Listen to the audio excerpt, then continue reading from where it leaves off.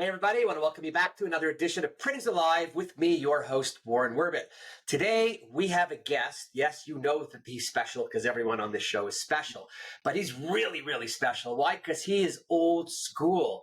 This guy, Greg Horn. How you doing, Greg? Hey Warren, how you doing? I'm doing great. Thank you. Good So to I just hear. want to say he's so old school that he still does all of his art drawing, and then you're either scanning or shooting it after, but he does not use a computer for this podcast. Well, I do use a computer to do the color. Right. Okay. But he's old school. The podcast he's doing on his phone because he doesn't even want a webcam. So pretty cool. So anyways, and I appreciate the fish tank behind you. It's pretty awesome. Yeah, I thought you would. I do. You are the whisperer. They call me that, but I don't whisper. So, tell everybody who's listening a little bit about what you do, who you are, because it's pretty cool.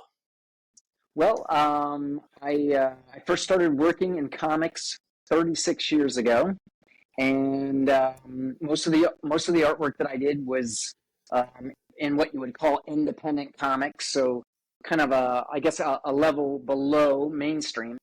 And then in 1999, I brought a new way of doing art into the arena, and Marvel saw it, and that's when I got my big break. And I've been working with Marvel and DC for the past 25 years. It's my 25th anniversary this year.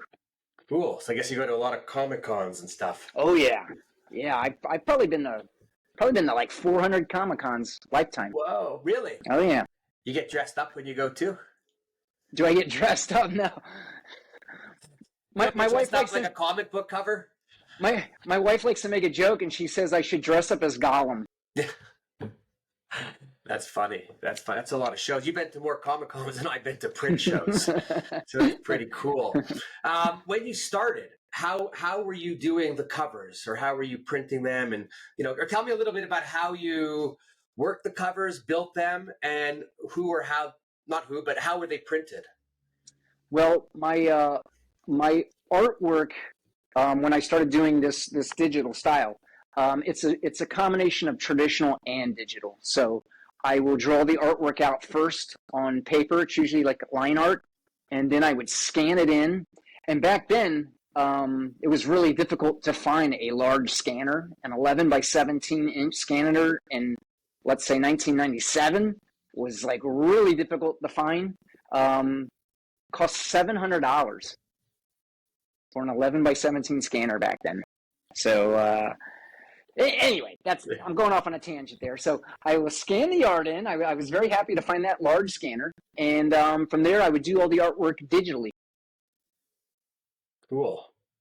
And when they were printing, comic books are printed on thin paper. So was there any special techniques back then, or like today now we have, the extra colors and we have the embellishments, which are easier. Although I do recall a few comic book covers that they did make special, I guess maybe collectors, or... They would do foils and kind of, I guess you would call them kind of gimmicky covers with sparkles on them and things like that. But for the most part, it was just straight up CMYK. And I didn't have a lot of experience with that when I started working at Marvel. And the first couple of years, I was a bit disappointed with the reproduction of my art because it just wasn't matching what I was seeing on the computer screen. So started doing some research on it. I found out what the printer's gamut is, what it means, and I actually devised a bunch of swatches in Photoshop that I knew were printable colors. So a very difficult character is the Hulk, because he's green and magenta. CMYK does terrible with green and magenta. So I made like a 10% to 100% of each color that I knew would print, and I would just try to stick to that as much as possible. If you deviated from that, you were asking for trouble. Was the printer or printers you were working with doing the testing of the gamut for you prior, or were you just going hit and miss? Really just hit and miss. Wow. Just trying to boil it down to some form of logic, and just you didn't really get proofs back then because the deadlines were always so tight. So No kidding.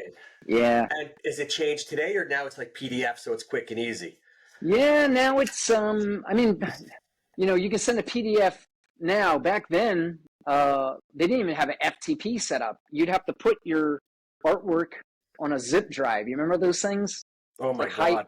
High end, yeah, right? Blast from the past. That's when they had the fax machine for That's right. So I would put my art on a zip drive, and I'd have to FedEx it up to New York, and they would take it from there. So, wow. Whenever a young person comes up to me to, talk about comics, and and I'm explaining how things were done back in the day, back in caveman times, they're really shocked to realize there wasn't even a way to send the artwork to its destination through the internet. It had to be mailed the old-fashioned way. The internet was just starting then, right? Yeah. We were just getting, going to see websites that cost tens of thousands of dollars to build because they were so new. Right. So it's changed. And for the young people today, they don't know half of what we did or went through, because everything's a push button. Everything can be done from your phone, a buy, a sell, a check, a research. So actually, I'm going to bounce for 1 second, but when I was doing a little bit of research, I'm not really a big research guy, but like do a little bit. You have your own Wikipedia page. Oh, really? You didn't know that? I haven't seen it in so long. I figured it was no longer there. It definitely needs an update. Well, it says needs additional citations for verification. But anyways, I just thought it was pretty cool, because when I did the Google thing and I was like, Wikipedia, I want a Wikipedia page one day. But that's pretty cool. So tell me, when you got in, but what have you done in the world of comic book art, and how has it changed from when you started to now? Well, when I started working mainstream, this was late 99, early 2000, and I was essentially the only person doing this. There were digital colorists, but there was nobody doing full-on paintings, and a lot of that had to do with the technology back then. It was really, really rough. You were working on a CRT monitor. You had megabytes of RAM, not gigabytes, megabytes. The video cards, I can't even remember what they were like, but they must have sucked. There was no dual core processors. Just it was tough going. You really had to get creative with the technology to figure out how to really make it work. But now, man, I would say 80 to 90% of the people doing cover art for mainstream comics are painting digitally now. Yeah, for sure. Well, maybe even more. Well, they made it easy. Yeah. Right? It's just they made it simple. But yeah, I don't want to be one of these guys, you kids have it so easy these days, But it's true.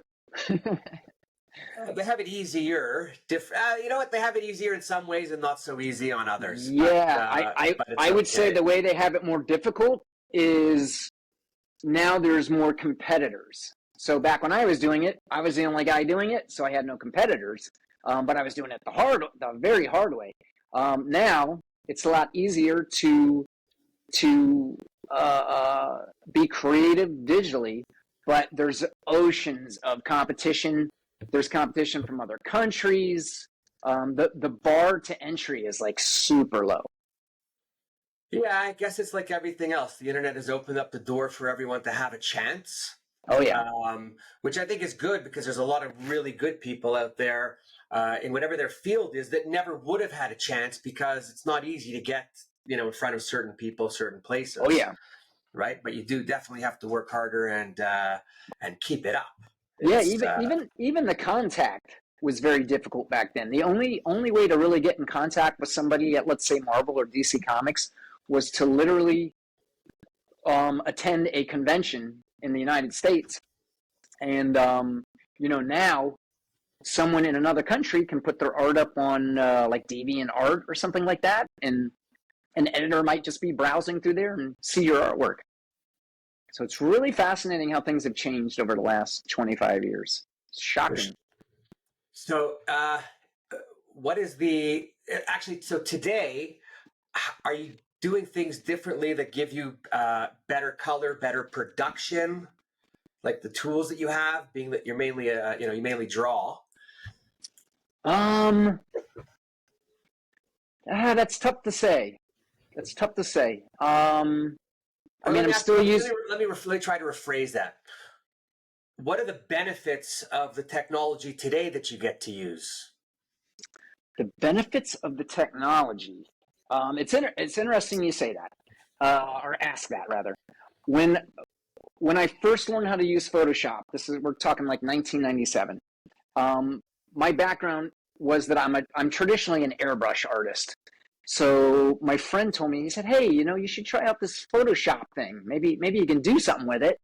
So so I got on his computer and I started realizing that everything that I do in airbrush translated perfectly over to Photoshop, and I was pretty much able to do an airbrush technique within 3 weeks.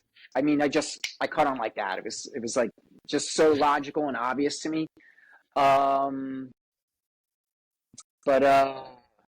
So how much time did you save? Like from the way you used to do it, just moving up to say Photoshop?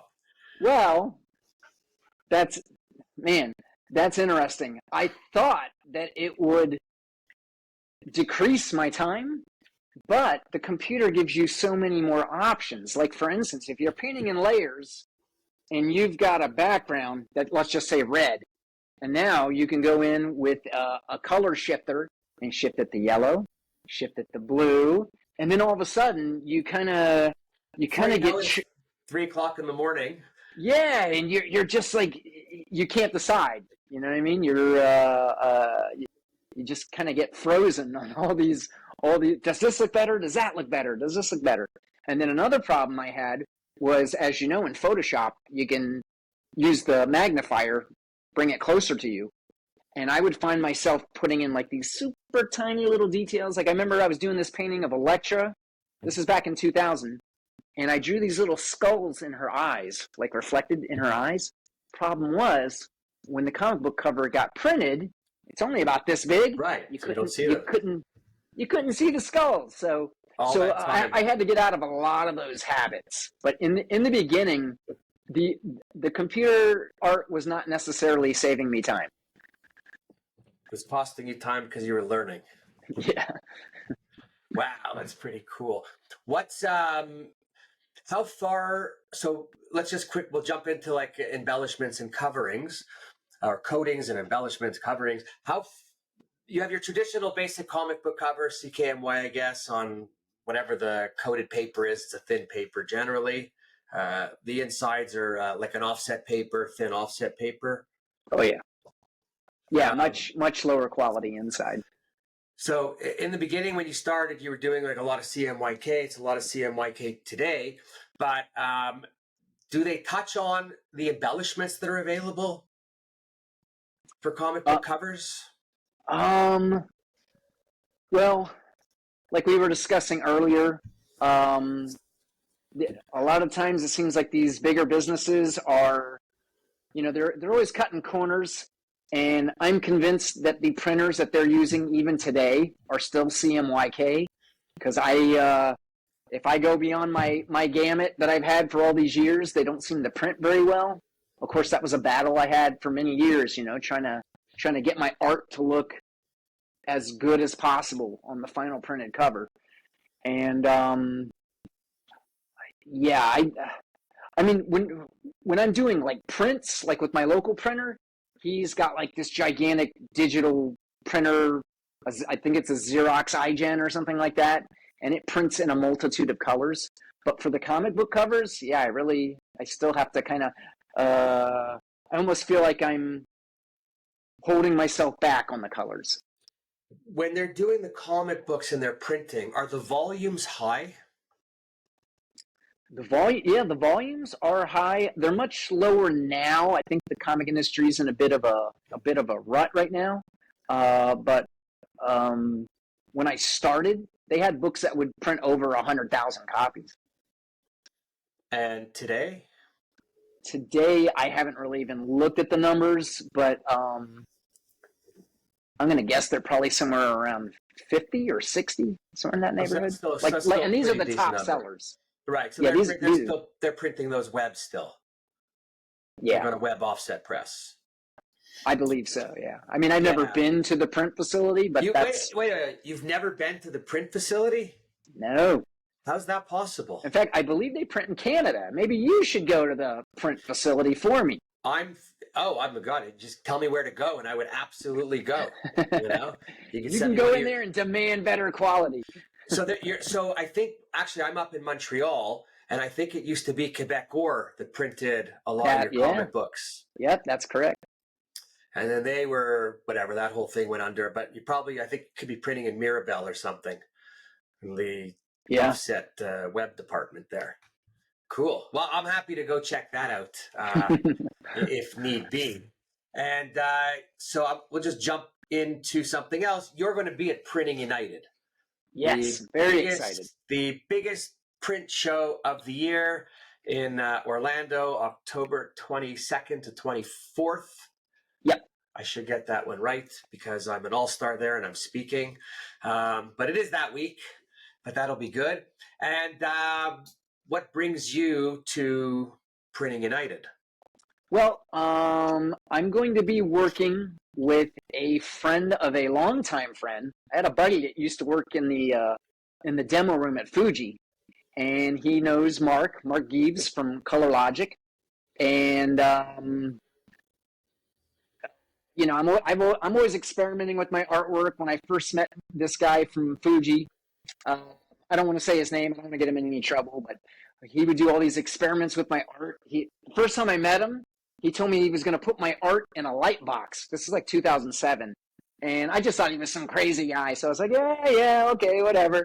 And then he showed up at the convention with a giant 24-inch light box with my art shining. And I was like, holy crap. And we developed a really good friendship from that point. I printed my art on lenticulars, on metal, all kinds of different substrates. So when Color Logic approached me with this foil system that they got, I was really intrigued, and they sent me a few samples, and I was like, oh man, this is like the best my art has ever looked. So I'm super excited about it. Yeah, so Mark Jeeves, Color Logic, is the color guy. I mean, he was color before color was color. Yeah. Right, like way back in the beginning when everybody started, and now, what he has is he's created this color gamut system that works on digital presses, and where you could push the limits of color and shades and the degradés and everything on the different substrates is off the charts, right? Yeah. In addition to the foil inks that he's been showing me, he says they also have they call them neon. I'm going to assume maybe there's some kind of fluorescent, but to add extra blue, extra pink. And I was telling you about a painting I'm working on right now. It's an anime piece that I'm going to debut at New York Comic Con. And I kind of jumped into it. I didn't stick to my rule with my little gamut. I just jumped into it and went for it. And this is probably the most out of gamut painting I've ever done. So I want to send it to Mark just to see what he can do with it. Oh, I got my local printer. He's gonna do it with the iGen. We'll see how it turns out. But I think Mark could really go to town on it. I actually bought the first iGen 5 in the world back when it came out. Really? And, that must have cost you a pretty penny. Yes, it did. A lot of money back then. I love the machine. The colors that I was getting out of it were great. So today, well, now they don't have the iGen anymore. They have an Iridescent and whatever. I'm not here to promote Xerox or anything, but the digital equipment in general from all the manufacturers is pretty solid. And you could do all kinds of things and the CMYK, and then you have the extra additional colors that you get on. And then there's the whole embellishment side of the offline finishing with foils and varnishes, laminations, and kind all of that stuff. The UV where they put like a raised effect on it. And if you're doing like raised UV, you can do it in different thicknesses. Yeah. right? And you Yeah, could they like, said you they're know, going to do that with some of my art for the print show. yeah. So actually, I'll just let everybody know because I did chat with Mark because I wanted to get just some info. So just so everyone, so we know, you're providing Mark with some art samples that he will be printing on different machines at the show with different applications, different colors, Right. etc. And then they're just giving them away. Yeah, and Is that I believe what he's doing is he's having all the different print companies print their share of what I've sent in. I've sent in like 60 of my right? favorite paintings to him. So, we're talking Canon, Fuji, whoever's going to be there. They're all going to be Yeah. So you're have going to these at their be booths. so like first of all, love Fuji. When I had my company for 27 years, we were a client of Fuji, and I never left. Yeah, Yeah, they do well. They do well. I have no complaints. But like Fujifilm will be printing on their device. Sharp will be printing on their device. Skodex yeah. will be involved for the coatings and the finishing and the laminations. Um, Duplo, which is another machine for coating in UV. Swiss Q, which is a large format printer that also does Oh, embellishment yeah, on their yeah. machines. You have Dreamscape working. I can't even read the writing when I did. A distributor, Kerno. Ricoh will be doing something. DPS, which is, I think, a Ricoh dealer, they'll be doing something. So I'm actually pretty excited because when I looked at your stuff online, I'm like, that's pretty cool. And that's online, and everything online kind of sucks because it's bland and it just, kind of goes right in. It's funny. So, Mark was kind of saying the same thing, and then I thought about it for a minute, and I was like, no. But then I thought about it. Every time I walk into a print shop, the samples that they offer are always like a restaurant menu, no, um, you're going into the wrong shops. graphic design. Where are you located? I'm in Florida. This print expo is actually kind of local to me. I only got to go like 100 miles to get there. Okay, so if at any time you're interested, I mean, happy to introduce you to some really good print people that will not show you menus, Yeah. Okay. Good. but will show you different colors, metallics, and and whatnot on how to enhance what it is that you're doing. Okay. Okay, Yeah, I would definitely if a guy's definitely showing like you to a meet menu, them. run for the hills because he's certainly not going to not going to enhance what you're doing, right? And No, yeah. are you strictly in the comic world, or you do any art, anything outside of that? Well, I've done a lot of projects in advertising. In 2004, I got a really great job. I painted the Olympic basketball poster, the official poster for the 2004 Olympics. That was the one that they held in Athens, and I painted all the players with the Parthenon behind them. And that painting went all over the world. It was like in every magazine, Newsweek, Time. I don't even know if these magazines exist anymore, to be honest with Well, you, but Newsweek, I don't recall, I don't think, but Time for sure. it's still around. Yeah. Yeah. So I'm just curious. So when you did that, it went all over. How do you get paid, or who pays you? How is That that? was a work. That was a work for hire. So essentially, they pay you to do the artwork, and that's pretty much it. There's no royalties or any kind of add-ons And like is that. there anything? Only because I'm curious. Is there anything in your pricing for a project like that, depending on what they're going to do with it, where they're going to use it and showcase it, or Oh yeah. you, okay? Yeah, So oh you yeah. ask all those questions. What are you doing with Yeah, it? Where's it yeah. going? And and typically, an advertising agency is they just pay more automatically. Right. Cool. It was great. Let's just say that. Yeah, you still have a poster in the house on the wall somewhere? Oh yeah, yeah. I got a giant. Actually, my buddy at Fuji printed it for me. It's a giant 42-inch wide version of it. Cool. Cool. So are you doing a lot of freelance on the side Oh yeah, today, right or? now. Yeah, right now I still working occasionally with Marvel. I do a lot of books on my own now. I do books under my banner, Greg Horn Art, and if you saw my website, a lot of those books concern that. Yeah, no, website's pretty cool. Pretty cool. I can't believe you haven't been to a printer What do you mean? to do the comic books, like, when you're doing them. I'm still sitting here Oh, going, how? well, wait. Here's what's interesting. So these books I'm doing now are not done through mainstream companies, and they are actually using a printer who uses Color Logic. Oh, sweet. Yep. So, and that was just pure coincidence. I didn't call around and say, "Hey, do you use Color Logic?" I just the guy that I'm working for now, he uses this printer out in Arizona, and the results are incredible. And then it turns out that he uses, if you decide to get a foil version of your comic book cover, they are using Color Logic there. So that was pretty surprising. So other than the comic, most of the stuff you're doing then is probably printed digitally. Yeah. Oh, yeah.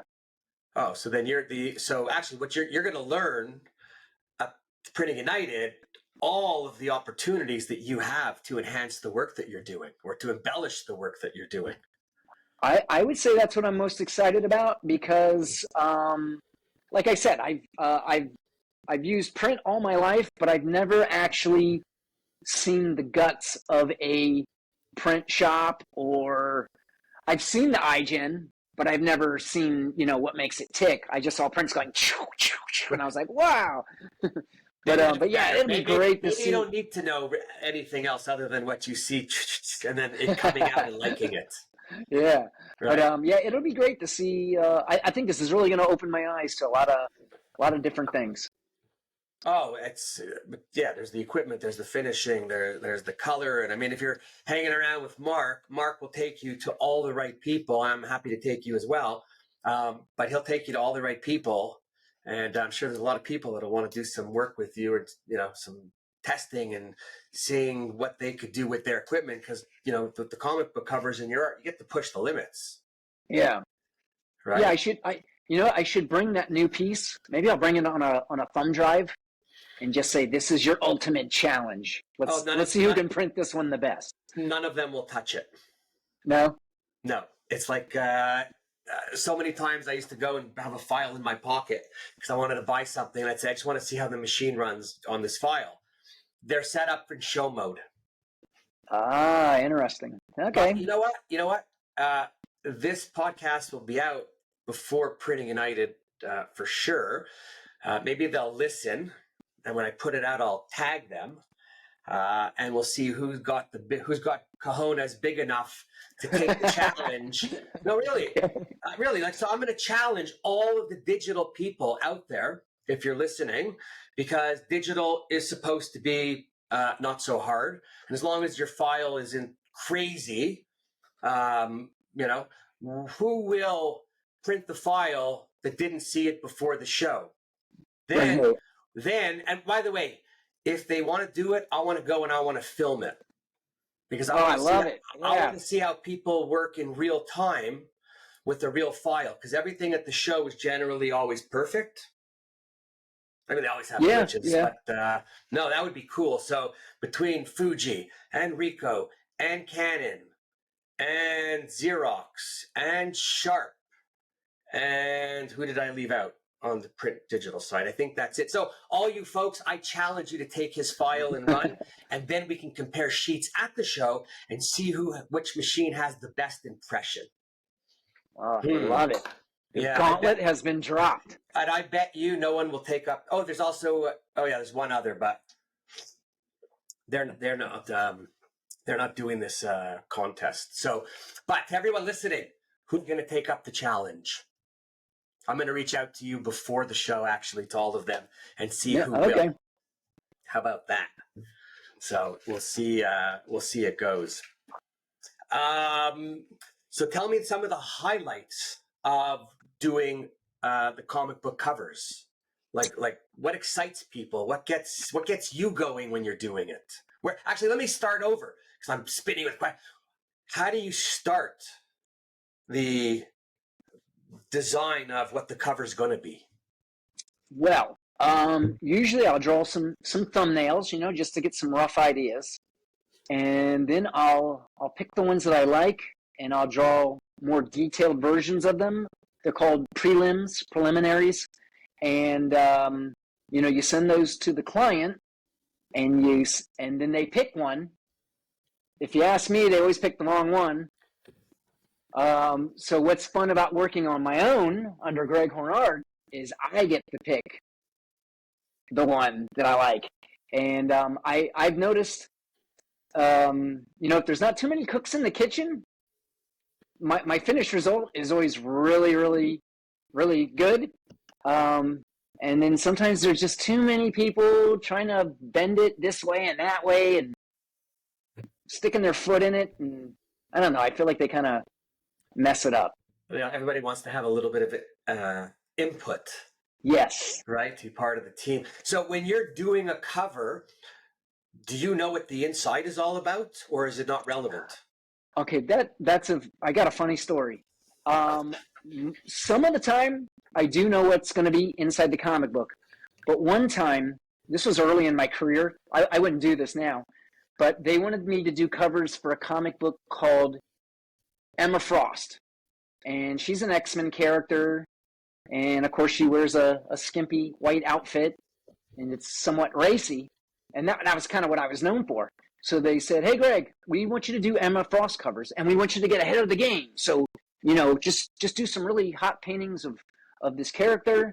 And oh, by the way, we're thinking about releasing it on Valentine's Day. So give it some Valentine's kind of atmosphere to it, a theme, a motif."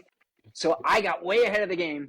I got 6 covers done before the comic book was even announced. Well, when the comic book got announced, it was an origin story. So it was about her teenage years. So I started getting emails like, "Greg, what's up with these covers?" And I'm like, I didn't know what was going on. I did what I was told. So someone actually told you what to do, and then I guess the other part of it that didn't know what they were doing. Yeah, so it's always a good idea to know what the comic book is about before you get started on. Oh, I learned that lesson the hard way. Well, a debrief of some sort. And when they're coming out the comic books, how long did you have to design a comic book cover? It's all different. It's all different times. Sometimes they'll give you the project a month in advance, and then other times they'll call you up and they'll say, "Oh, we need this cover in 3 days." And then you start thinking, "Oh, wait, I wasn't your first choice. Somebody dropped out on you." And then you're... You ever ask them that? No. Why? I don't know. Well, it just seems... That's like in print when someone calls you and we need the quote like that. We need it in 2 days, and it's like a quote that takes 4 days to work. Yeah. So it's I don't know. I kind of know what the truth is, so I don't want to put them on the spot. But yeah, maybe I should. Why wouldn't you? Just do it in a joking way. Well, if they didn't, if you put them on the spot and they gave you some answers and then called you well in advance, you'd be able to do a better job. Exactly. Yeah. If they don't give me enough time these days, I'm older and wiser now. These days, if they don't give me enough time to make it look good, because that's all I'm interested in now. When I first broke in, I was taking everything that was given to me. Yes, yeah, let's do it. And then I felt like some of my art kind of lost its strength. And then I was like, what am I doing? I'm putting out artwork that I'm not really proud of or happy with. So these days, if you don't give me enough time to do it, I won't take it. I don't care how good it is. Or should you? Well, everything should work that way. Yep. Right? Anyone who's a professional at what they do shouldn't have to work. On occasion, it could happen, but as a rule, it shouldn't be tomorrow. Yep. I have a question about the printer that you're using now. You said that has the iGen. Has he taken you in and offered to show you different ways to do things? Yeah, I mean, we've done a lot of projects together. We did a card set where he put some foil on each card. He's also showed me how much difference putting gloss on the print makes. The gloss really makes the blacks pop out. Because I used to say, oh, well, it's cheaper to do it without the gloss. But then, man, when you see it with the gloss on there, it's like, oh, there's no comparison. Cheaper And and like we cheaper. discussed, when I'm showing this artwork to someone at a convention, let's say, I want it to be the ultimate experience. I want the person to look at it and go, "Whoa, this is incredible." So Yeah, I'm kind of like just sighing, but like in print, I've always been amazed because we used to deal with agencies, and I'll just make up some numbers, but like, an agency gets $250,000 to do a campaign of some sort, and then they do the writing and the thinking, and then they do the photography and the graphics and all the other stuff, and we quote the job and say it's $25,000, and then by the time they get to us with the job that's in a rush, they're like, well, what can we do to make it less expensive? And I'm like, are you fucking kidding me? You just spent $200,000, $225,000, whatever it is, to put together the best photography, the best writing, the best illustrations. We quoted it originally with the best paper that will make everything stand off the page and it will enhance everything. And now you want to know how to make it cheaper? Like, I say that only because as a printer at the end of the line, it kind of sucks sometimes. yeah, no, I know how you feel, but in a kind of a different way. I have a similar not a motto, but a way that I live my life when I'm doing a convention. There's a lot of steps to make a convention happen. You got to promote yourself. You got to get on a flight. You got to figure out a hotel. You got to get people to help you. You got to purchase the booth. You got to ship everything. There's like 50 steps to get there. And if something goes wrong on those last 5 steps, like the transportation. Yeah, just those last 5 steps, man. If something goes wrong there, that just really gets under my skin. It's not the same as what you're talking about, but it's kind of the same. You've done all this work to get there. Why are you going to go cheap on the very end? You know what I mean? Yeah. At the very end, you should just continue through and make it all 100. Yeah. No. What's your average run when you're printing something? My print runs are not really that big. Lately, I've been doing like print runs of 50. Back in the heyday, the prints were really not limited, so I would print per show, and that was I think I told you about this when we talked on the phone last time. When I first started, I didn't have a local printer where I lived, and I was literally printing my prints at Kinko's. So I would go into Kinko's. For anyone that doesn't know what a Kinko's is, it's been bought up by FedEx now, Yeah. right? Correct. And it was like a print shop, but essentially it was just like a cheesy machine. You would have to get money put on a card, and you put the card in, and I'd be there till like 3 a.m. in the morning just doing these prints. They would come out so slow, it probably took a full minute for each print to come out. And all I can remember is one night my wife actually came with me and sat with me while I printed the prints. And I said, "This is a keeper." And how many times did she come with you after that? Maybe 2 more times. Yeah. Better to stay home and watch some TV or something. Yeah. Right? Anything big in particular coming up that you're doing, or how do you plan what you're doing? Well, lately I partnered with a company, Celebrity Authentics, and we do a lot of projects, exclusive signing projects with actors and actresses. Cool. So we've done projects with Hugh Jackman, Margot Robbie, Anne Hathaway, and so that's kind of what I've been doing with this printer I was telling you about that uses Color Logic on their foils. So right now, what are we working on? I'll give you a secret. We haven't announced it yet, but I'll give you a secret. We're working on a Jurassic Park comic book with Sam Neill, Jeff Goldblum, and Laura Dern. Wow, that's cool. So the plan is to get the comic books printed, get them triple signed, and then of course I get to put my humble little signature on there, and it's pretty exciting. It's a lot of fun, but there's a lot of working pieces. Wow. So you must meet some really cool people along the way too. Yeah, I mean, I meet a lot of really interesting people at conventions. Um, uh, the guy that I partner with, he does allow for me to come out to the actual signings to meet these actors, but I've never done it.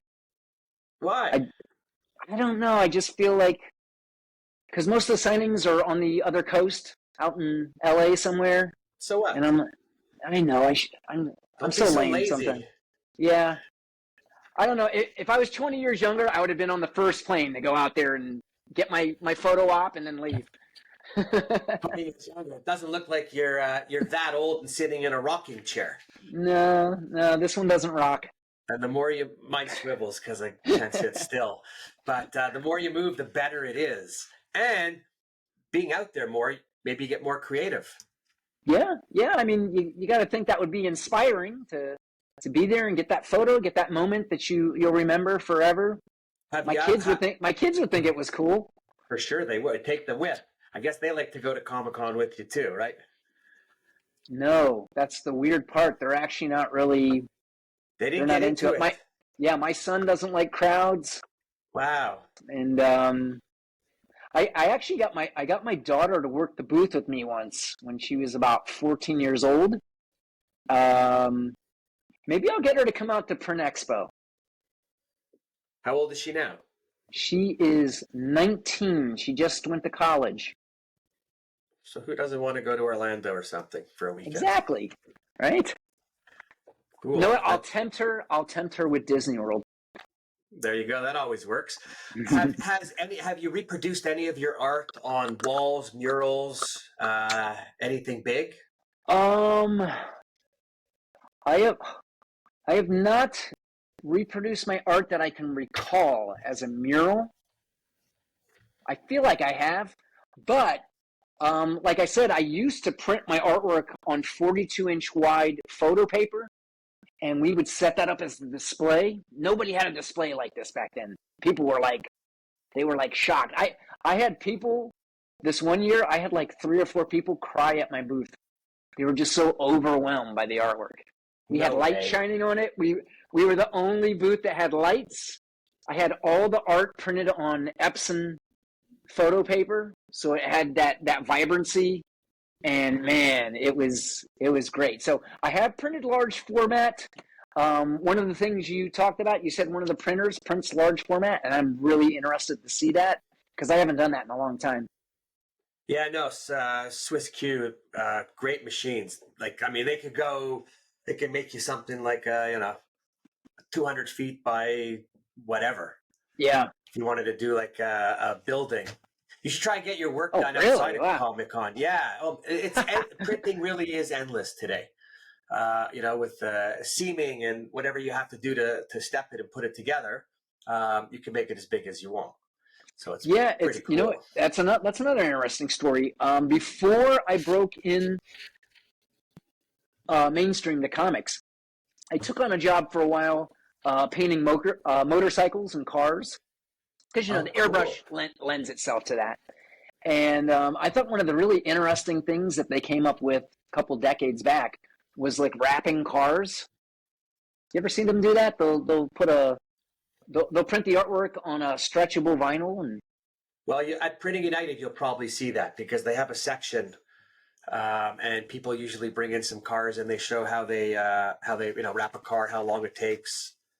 Some I'd like to see complicated, how the some not. technology has advanced because I haven't played with that in about 20 years, so I'm sure it's come a Yeah, long way. well, it's all about the substrate and a good blow dryer, Yep. right? Like the heat. So it's Yep. good. Somebody that knows how to Get apply out it. all the bubbles and the kinks. Yeah. And work the fine lines, right? Some cars, the lines are pretty fine. Oh yeah. You have to line it up to those seams. Doesn't look easy. The door, that's for nothing is easy. And the easier it looks, the harder it is.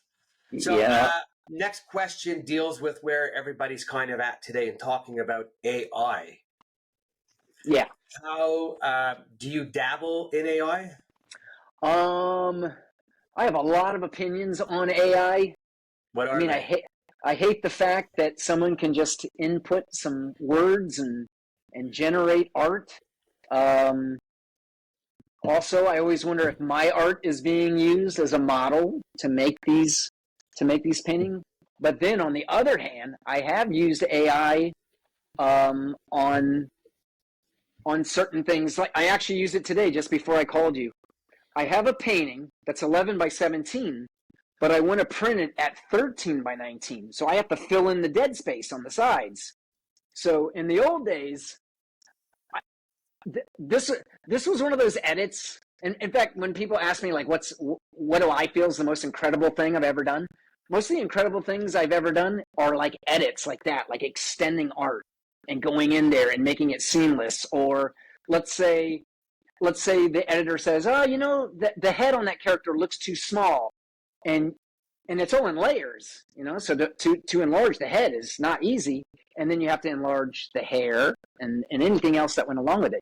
But anyway, I used Photoshop's AI to just fill in the edges for me, and that job would have taken me an hour, and AI did it in no time. In the time that you had to set it up. So I do see some applications that I'm morally, ethically cool with, but yeah, there's other things about it that are man. It's a bit of the Wild hard to West. Swallow. Yeah, it's a bit of the Wild West. What application were you using for filling in the borders? This is in Photoshop. Yeah, Photoshop has their own AI. It's got its own AI, and of course, when they first came out with it, everybody went apeshit over that. But I mean, there's things that it's useful for, and you don't feel like you're cheating yourself, If you want to know, maybe if they're using your stuff or not, you can go into some of the different language models and type in your name and ask it for stuff and see what it gives you. The other thing is, I tell everyone and everyone else tells everyone, but if you're going to use any AI, you never want to use a free version. You want to make sure you're always paying, because if you pay for the AI and the language model, what you do stays within your domain. It's not using it for learning for everybody else. Oh, interesting. When you use the free one is free, right? So when it's free, there's no protection. Yeah, I've seen videos like on YouTube where they'll show what the people are printing just show up on almost like a chat room. Yeah, so the $20, $25 a month for what I pay for 3 or 4 different language models that I use and play around with. So you definitely want to pay, and it's safer. And I would say, it's here to stay.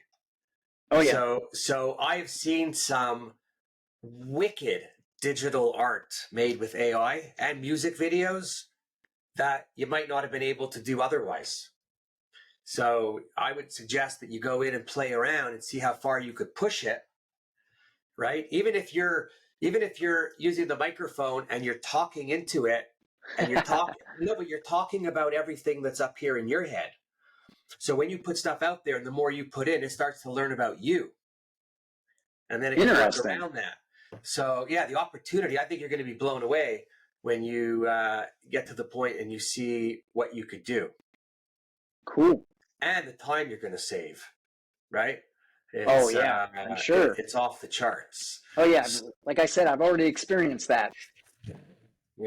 And so do you have any real issues with AI, or just because you're worried about what's happening with your stuff? Yeah, that, and also just I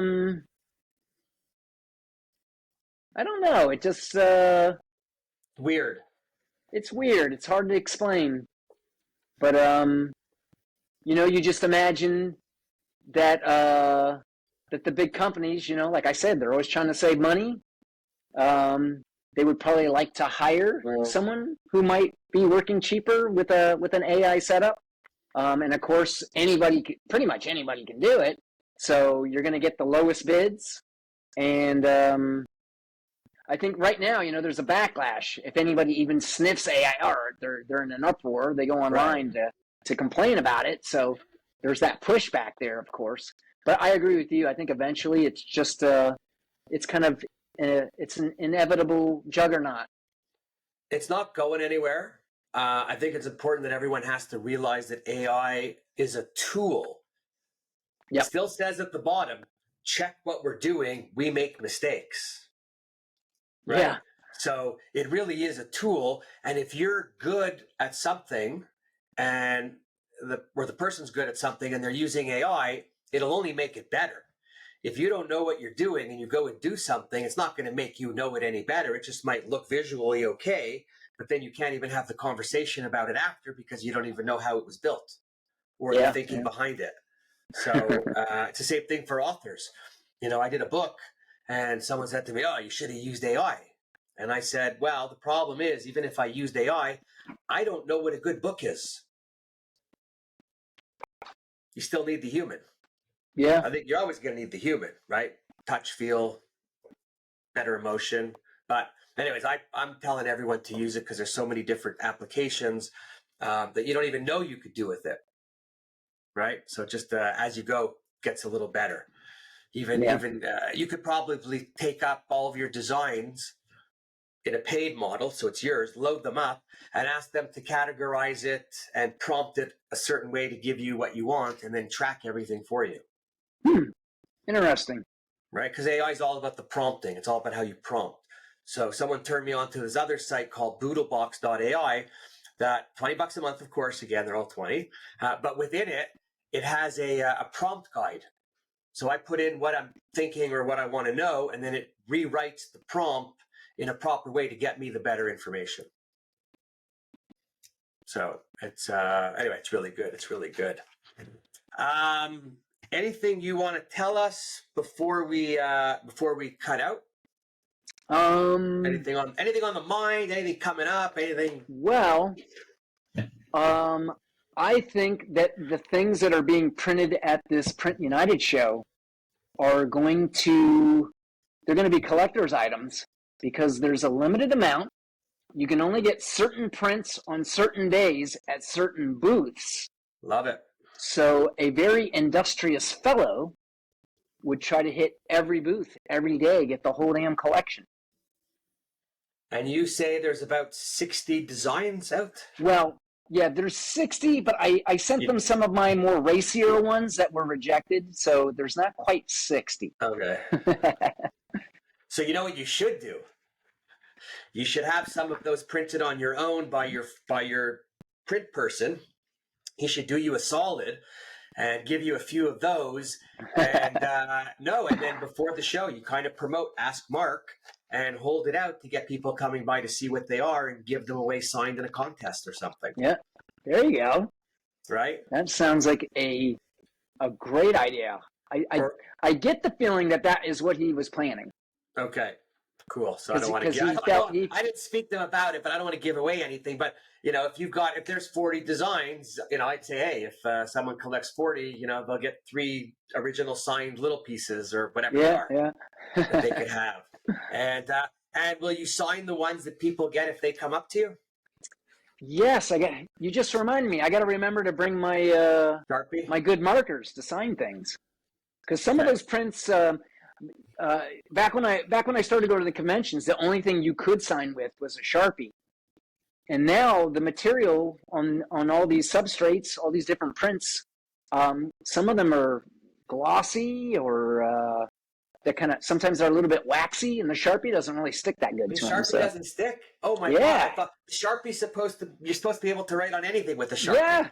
Yeah, exactly. But I've run into quite a few books where really? The Sharpie is a no-go. Yeah. I think we should reach out to Sharpie with that and talk to them. They need to reformulate perhaps what they're using. Yeah, or at least make like a new line of markers. No, I think they just need one line that writes on everything. Yeah. One thing about the Sharpie is you write on yourself, you can't get it off. So it's all cool. Cool. So everyone listening, if you're going to Printing United, go see all the digital shops. Even before then, I'll put something out that you could look at and go see where the prints will be done. But definitely go and check them out. And then if you can, find Greg and have him sign them because his stuff really is off the charts. What's the name of your website for anyone listening right now? My website is greghornart.com. And I will be at the show all day Wednesday and probably half a day Thursday. Cool. So I'm going to be there. So I just thought of it. I'm going to be funny though. You want to give anyone a discount if they listen to the podcast and they mention it when they're buying prints from you online? Well, I don't have it ready at the moment. Is this something I would say right now, or is it something you want to put in your... You could just say, mention the Print Whisperer, and you'll give them a special. Okay, I got an idea. Let's do we'll call it Warren. You go to my website, you type in WARREN. You know what? I'm going to tell you should change it to TPW. Make it short and simple. The Print Whisperer, and make it short and simple. Okay. TPW, and I'll come up with a discount once we're offline. Okay, when you figure out the discount, you let me know, and I'll put it in the post when it's there. And hopefully maybe we could drum up a little bit of business for you. Okay, sweet. Awesome. Hey, listen, thank you. I appreciate it. Once you print the first few, same price after, so why not sell them more of them? Cool. Anyway, I appreciate you taking the time and coming on and telling us a little bit about what you do and the comic art, and really super excited to see what comes out embellished print on your cover art at Printing United. And Me too. Again, it's going to be on, I'm just looking at my paper, but it's going to be on like Fuji's machine, Sharp's machine, Swiss Q's machine. You'll have some embellishing on Skodex, on Duplo. What else? I think Ricoh also. Don't want to forget Ricoh. Fuji. I think I said Fuji. Anyways. Is Epson still around? Epson? Yeah. Epson will be there. Yeah, okay. And if you have anything cool that you've done on Epson, maybe if it fits and it's not too cumbersome, you could bring it and show it to them. Yeah. Maybe get them to take some of your art to show on some of their substrates. Oh, that would be great. Yeah. You could be doing a whole new business by the time you leave Printing United. Woo! I like that idea. Yeah, when I'm there, you know what? We'll connect there, and maybe we'll walk around for a few minutes together. See what's going on. Let's call it a date. Yeah. Anyways, thank you again. Everybody who's listening, hope you made it this far. I always hope you make it to the end, because all the best stuff comes, towards the end. Anyone want to be on the show? Let me know. Anything you want to know, anything you want me to talk about, let me know. This will be out soon. I won't say when because it won't matter because you'll be at the end. But we got Printing United October 22nd to 24th. I will be there. Greg will be there. And hopefully we'll see you there. If not, we will see you on the next edition. Cheers. Okay. You want to add something? Well, I was going to add something. So the TPW code, I'm going to make it a whopper. Whoa. I'm going to make it a 25% off code. Whoa. All right. You're doing better than I thought. I was thinking 10 to 15, but let's see how many people are you smart enough to come in and buy some of his stuff and put it away, because it all is amazing. Anyway, that's a great way to end. 25% discount. You mentioned TPW on greghornart.com. Yep, that's correct. Perfect. And you got yourself a winner. See everybody soon. Cheers. All right. Thanks, Warren. See ya.